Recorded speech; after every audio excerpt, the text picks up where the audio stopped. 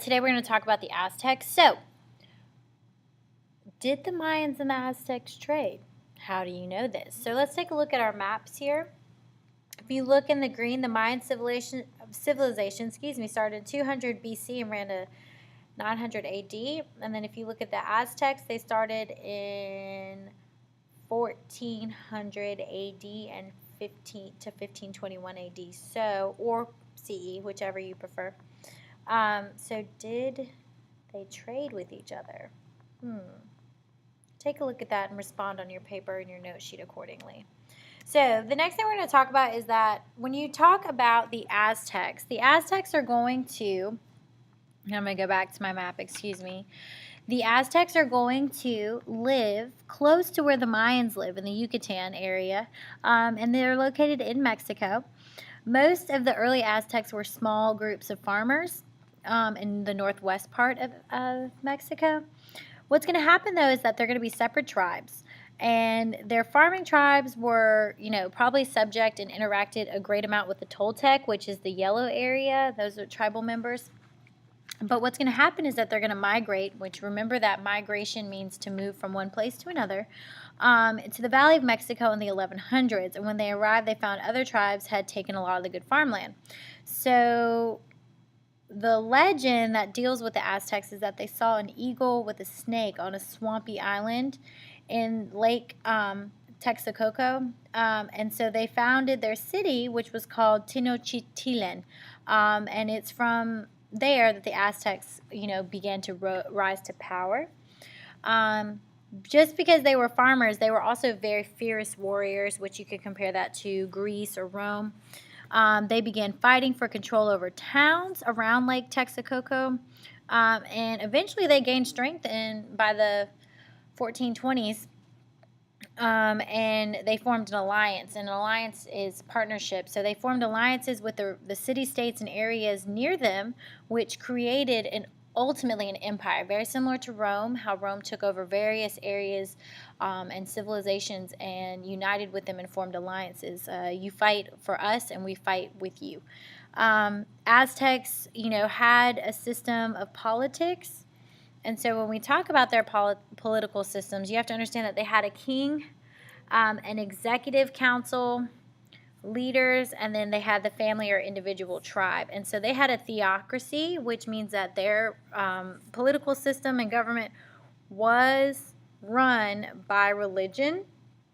And they had an economy as well, and they had social classes. So the social order went from the king, royal family, but he also had to be elected by a group of nobles, which is similar to how we have elections.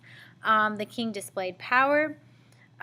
He had gardens, zoo, and thousands of servants. Nobles were underneath, very similar to the Mayans. And then just below the king, though, were priests. And so that's where your religious factor comes into play. There's a theocracy, a God aspect, or religion. I don't want to say God, but religion aspect. They did have a middle, lower class. They had merchants. They had artisans. They also had slaves. But most people in the Aztec society were farmers.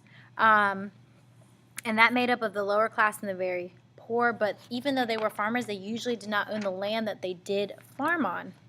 Make sure you draw this in your notes. So when we talk about them with their environment, they set up around the Lake Texcoco. So you have to remember that they are agriculturally based, which means they have water. They have marshland, chinampas. They had corn, bean, and squash. So those are items that they grew. They also had medicine, so they developed primitive forms of medicine. Herbalism, which means that they used herbs and relied on herbs for holistic or medical needs. And they also had the Bendanis manuscript, so they had a form of documentation as well. Please think about and describe how they potentially could have used trees and plants for medicine. You can even relate it to what we do now with plants and medicine. Also, when we talk about Aztec culture, as far as education goes, boys would take after their father. They would pick up their father's trade.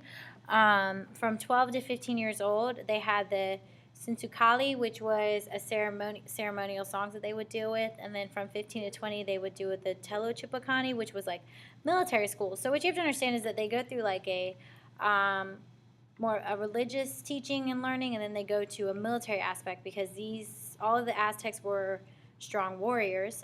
Remember, militarism helps you maintain a society. It keeps you from being attacked or taken over by others.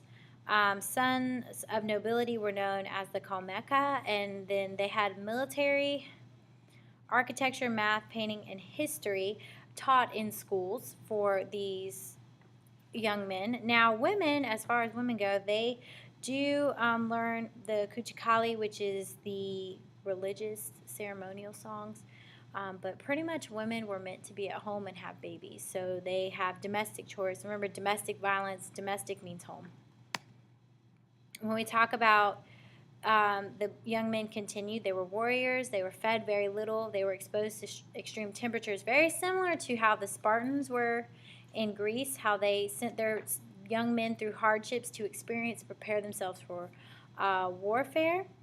And they also played the Olmana, which is similar to soccer, which if you know anything about soccer now, soccer is a large sport that is embraced highly in Mexico and South American culture, as well as African culture as well. But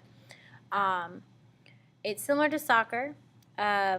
They knock a small rubber ball through stone rings using only their hips, their knees, or their elbows. And usually this sport was played by nobles, but if you see this image here, it looks very similar to soccer.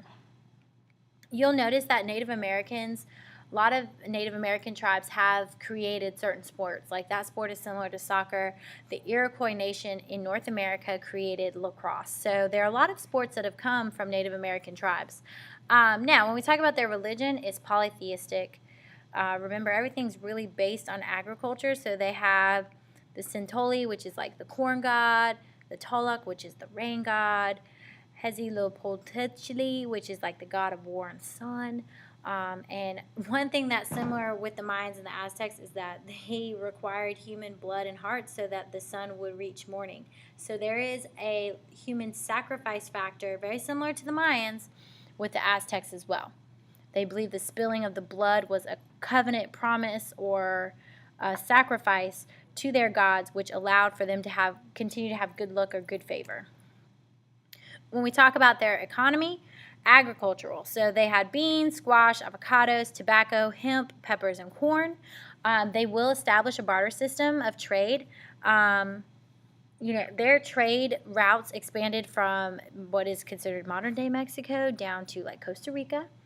And also they had a tribute system similar to the Mayans. So they, conquered people had to pay tributes, whether it was in goods or slaves, to the Aztecs. Remember that the Aztecs made many alliances with the people around them. One thing I want you to think about is that a tribute is like the taxes that we pay now. We pay taxes that go and help our civilization or our country run smoothly.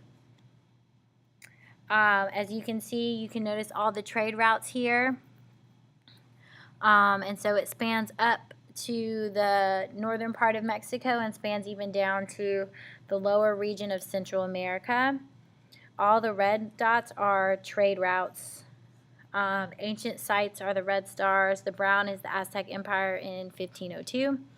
And then the green was like the permanent Mayan city-states. Now, the fall of the Aztec Empire is pretty much going to come from the Spanish invasion, which occurred from 1521, in the year 1519 to the 1521. It's from February to August of those years. And what happens is that Hernan Cortez is going to come from Spain. He's an explorer, and he is going to capture their emperor. He's going to hold them hostage, and he's going to kill a mass amount of these Aztecs. And here's the thing. The wild thing is that the Aztecs completely outnumbered the Spanish, but one thing that's going to give the Spanish the advantage is weapons. Remember that technology, being innovative, having new technology can win anybody over. And so what's going to happen is that the Spanish are going to roll in with guns. The Aztecs are going to have their simple spears and their arrows and their bow and arrows, and that is not going to match up to a gun with bullets, okay? And so what will ultimately happen is that the Aztec Empire